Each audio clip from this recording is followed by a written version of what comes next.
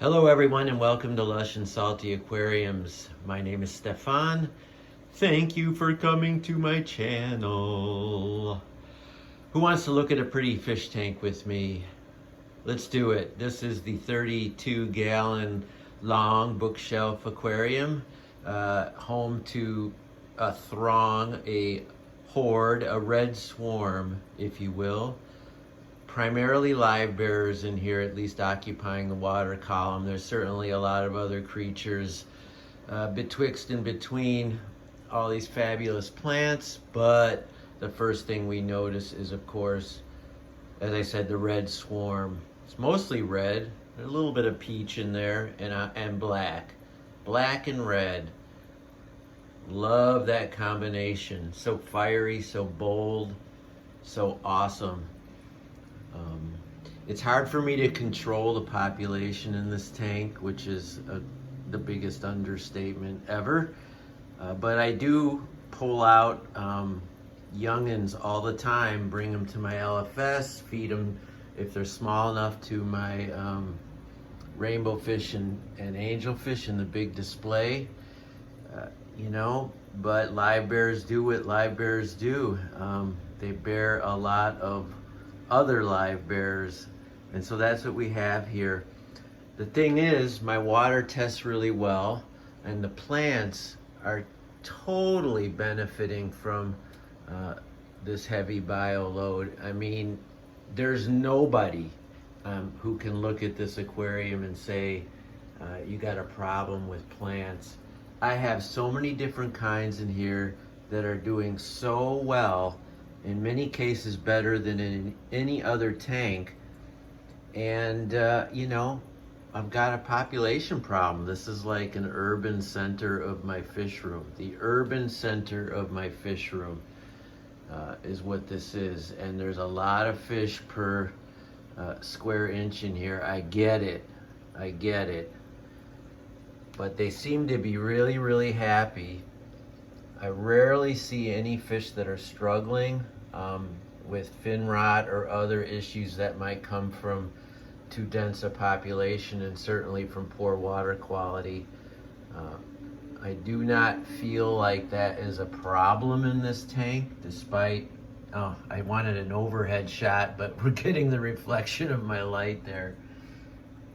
Which, by the way, is a, what light is that? Oh, that's a Chihiro Slim.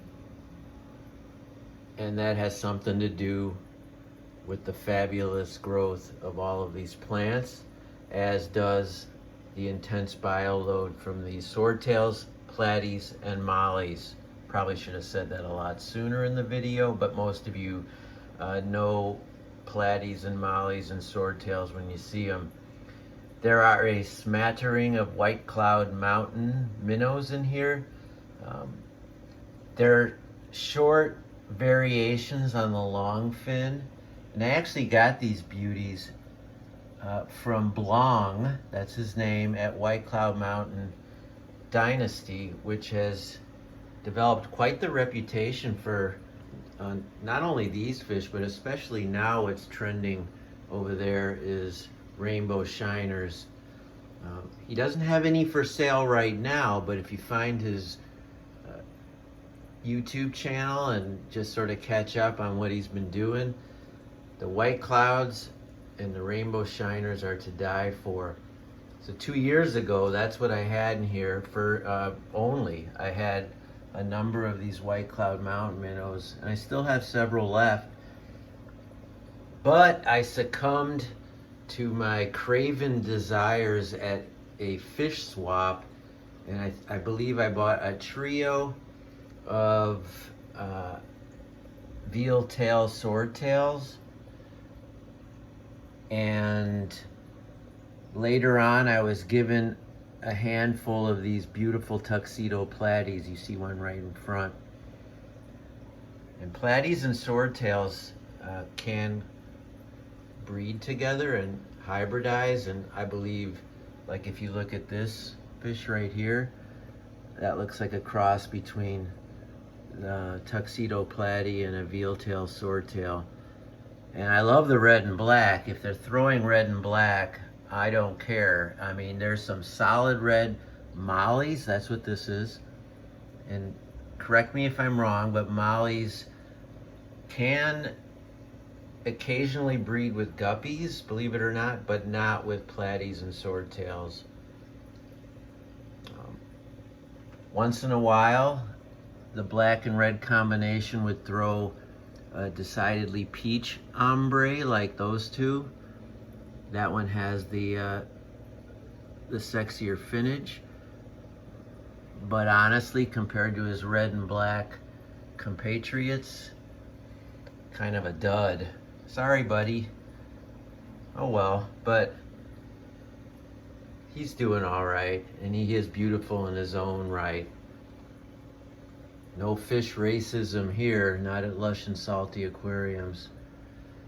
But you know, when we are going for a motif, and red and black was what I was going for, and to some extent the White Cloud Mountain minnows carry that theme, as do these other fish, certainly the black molly. There's the classic iconic black molly, and those tuxedo platies, and the fun red and black swordtails. By the way, I think that's an F1 from that's a female black swordtail. It could be a male. They take an awful long time for their tail to develop, this particular strain. Probably a variation of the German black swordtail. But the plants, usually I start with them because I'm so happy and pleased and proud to be able to grow plants so luxuriously, so lush, as is the namesake for this channel. These are cryptocorn. I forget the species, super common, easy to grow. I literally pull some out. Rather than clip leaves, I just reach my fingers down into here and find a plantlet and pull it out. And I collect them in different Tupperware containers and bring them to LFS, to swaps, etc. Back there is water sprite or Indian fern. I chop that in half when it reaches the top and starts to bunch up too much. I like it as a hedgerow back there. It is blocking a little bit of equipment, but it's a fun contrast, that leaf texture. And I'm able to maintain it without it getting too bonkers. Just as the crypts are here, and Blixa japonica. For some people, this is a bucket list plant. It can be hard to grow. It definitely needs a quality substrate, a quality light, and whatever else, whatever other mojo I've got going on in this tank. The cool thing about this plant, a little bit like the crypts, is you can pull out a rosette.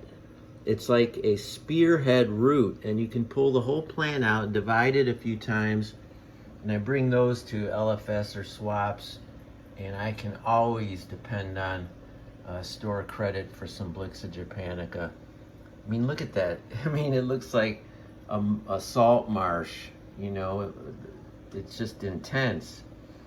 And the shrimp like it in there too. Believe it or not, you see some blue dreams right there. I have yet to see any other color shrimp in here other than blue ones, and I see plenty of them. So as voracious as these fish are, they're not able to diminish the population, or I should say delete or destroy the population. I find sometimes 20, 30 baby blue dreams in the canister filter when I service it. Just the pre-filter on the Oase. So just when I pull out the pre-filter, which is a wonderful attribute of that particular canister, I will find only in those sponges and in that tube 20 blue dream shrimp, little ones. So they're in here and they're doing all right. This is Lemonphilia hyperoides, I believe. Hyperoides. It's the only tank it does well in, and it's done better than in this, you know, for whatever reason. Maybe it's finally getting tired. Usually it's a little more fiery red and orange, but I need to trim it. And that's a cool plant, and it just doesn't do very well in any of my other tanks. And you know my other tanks are good for plants, but that one is seemingly indigenous to this aquarium. That is pinnafatata, and it used to be rampant in a lot of my tanks. Now I maintain it more as the stem variant versus the epiphyte. It can go both ways, if you will. I like the way it creates kind of a palm tree in this aquarium. That's what my mother calls it, the palm tree plant. And I get it. And then where it used to be the hardscape is still there, but you hardly see it. It's surrounded by Anubias, different kinds. Bigger leaf, Barteri, Coffeola, and there's some petite in there as well. That's Anubias, not a sword plant. Although when they get big like that, they start to resemble Amazon swords. Look at all those new leaves. A minimum of algae, folks. So plants definitely mitigate algae. I mean, you see how much light and how many fish are in here. If I wasn't on top of it, this could be an algae hellhole. Right now I'm focusing on a Cryptocorum balancea, as I call it, in lieu of a Vallisneria. It's a gorgeous crypt, long and flowy, and I have it anchoring, somewhat breaking the rule of aquascaping. It's in the foreground despite its size. And there are some other small cultivars in here. One stem of purple bacopa, which I have a strand of those lovely plants in another aquarium. Sterigen repens here. A little bit of Christmas moss that has completely surrounded these bits of wood and the rockscape behind it. And that is Sterigen repens as well. And then one Blixa japonica over here. I think there's a little Ludwigia as well right there. Could be the super red in its green form. I like to sort of experiment. I know how good plants do in this tank, so if I have an extra cutting, I find a spot in here just to see what will happen.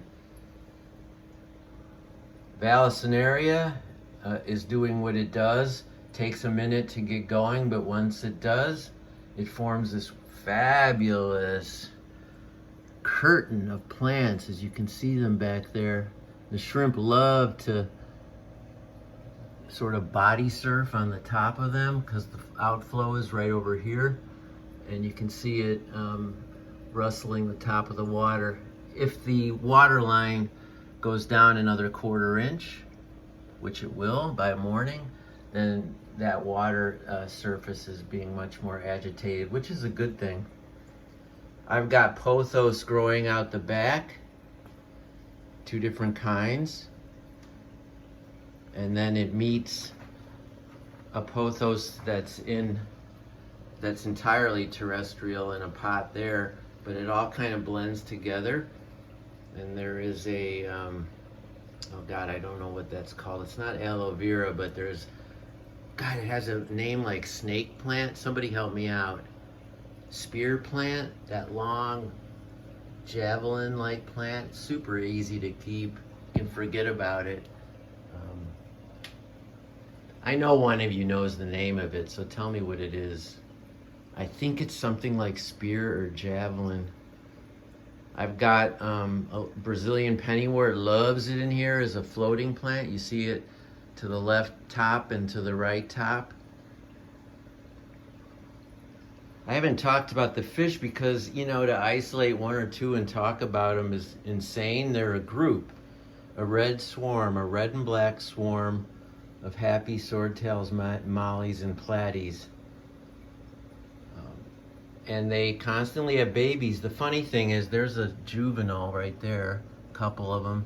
I used to grab 20 or 30, so, you know, a week and have to deal with it. And that has been curtailed. So either the fish are aging out, the primary birthers, and that won't last because there's more females right behind them. But the original heavy breeders are either aged out and not doing so much of it anymore, or the fish have become more predatory.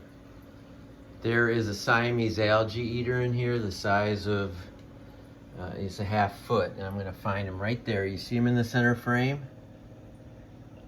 And that's the reticulated version, supposedly the best. But, and you know, I don't have any blackbeard algae in here, so I can't complain about his job, even if I don't actually see him eating algae. I just don't have a lot of algae to be seen, let alone eaten, and that's a great blessing. This is some auriculon, I think, Vietnam, that little fun darker green grouping right there.